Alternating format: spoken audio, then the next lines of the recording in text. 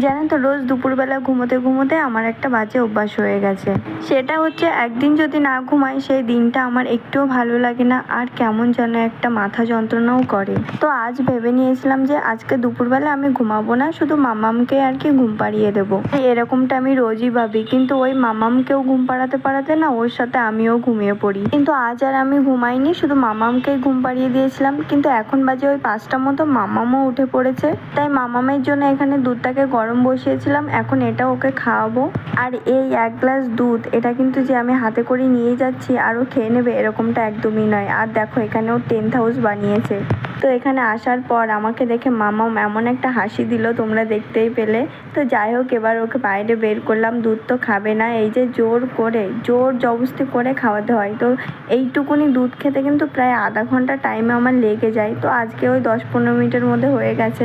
আমার মতো এরকম কারা কারা আছো বলো তো, মাত্র 1 গ্লাস দুধ খাওয়াতে এত টাইম, তাহলে ভাবো ওকে ভাত খাওয়াতে গেলে আমার আরো কত সময় লাগে। তো যাই হোক, ওকে খাওয়ানোর পর চলে আসলাম রান্নাঘরে। আর মামাম বায়না করছিল খাওয়ার জন্য, কিন্তু ঘরেও সেরকম কিছু ছিল না। তো ভাবলাম চলো ওর জন্য একটা গোলা রুটি বানিয়ে দিই। খুব একটা ভালো গোলা রুটি আমি বানাতে পারি না, জানো তো। আগে বানাতে গেলে ভীষণ লেগে যেত কড়াইতে, কিন্তু ইদানিং বেশ ভালোই হয়। এখানে জানো তো একদমই ঠান্ডা নেই, ওই একটা ঠান্ডা গরম শুধু ওয়েদার।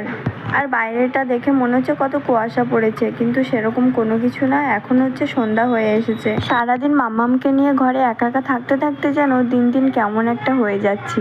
আর এদিকে কিন্তু বেশ অনেকদিন হয়ে গেল বর্মশাইও ছুটি করে না। আর এতটাই কাজের চাপ বেড়ে গেছে যে ছুটিই হচ্ছে না, তার জন্য বাইরে কোথাও যাওয়াও হচ্ছে না।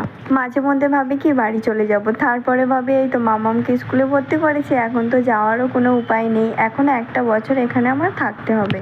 আর এই শীতে কিন্তু এখনো আমরা পিঠে খাইনি, বাড়িতে থাকলে তো কতবার পিঠে খাওয়া হয়ে যেত। আর পিঠে বানাতে কিন্তু আমি একদমই জিরো বলতে পারো। পিঠে আমি একদমই ভালো বানাতে পারি না। বর্মশাই যদিও বা একটু বানাতে পারে, কিন্তু ওর তো সময়ই হচ্ছে না বানানোর। তাই ভাবছি এবার দিন বর্মশাই ছুটি করলে দুজনে মিলে আর কি পিঠে বানাবো। তো আমার মতো তোমরা কারা কারা আছো বলো তো, পিঠে খেতে ভালোবাসো? আমি কিন্তু অনেক ভালোবাসি, কিন্তু ওই যে বানাতে পারি না বলে আর কি খাওয়া হয় না। এদিকে কিন্তু তোমাদের সাথে কথা বলতে বলতে এই যে মামামের জন্য গোলা রুটি বানানো কমপ্লিট। তো এখানে আমার গোলা রুটি করা কমপ্লিট। আর এবার চলে আসলাম ঘরটাকে ঝাড় দেবো। প্রায় সন্ধ্যা হয়ে এসেছে, তাই এখন আর কি হালকা করে ঘরটাকে একটু ঝাড় দিয়ে নিচ্ছি। যদিও এর আগে একবার আমি ঘরটাকে ভালো করে পরিষ্কার করেছি, কিন্তু আমার মামাম এই যে সব ওর জিনিসপত্রগুলো কিন্তু সারা ঘরে ছড়িয়ে ছিটিয়ে রাখে।